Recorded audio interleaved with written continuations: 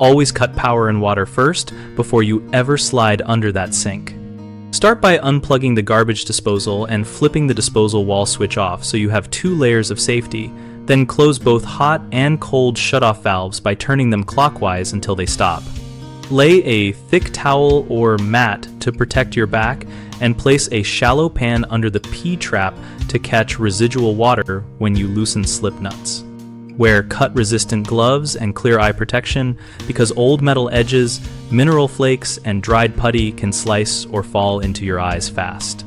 Keep a flashlight or headlamp so your hands stay free, and keep a rag ready to wipe drips that make tools slippery. If you need to test a circuit, use a non-contact voltage tester on the disposal cord and on any nearby outlet to confirm power is truly off.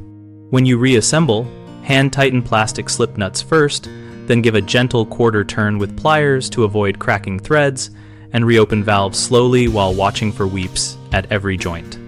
3 common mistakes show up under sinks all the time. People forget to kill power to the disposal or assume the wall switch is enough, and that leads to accidental starts, so always unplug and switch off before you reach in. Folks skip clearing the cabinet and end up contorting around trash bins and cleaners, which causes rushed tool slips. So empty the space and stage tools within easy reach. Many over-tighten plastic fittings until they deform, which makes leaks worse, so seat the washer squarely, hands snug, then finish with that small quarter turn and test with a dry tissue to spot moisture early.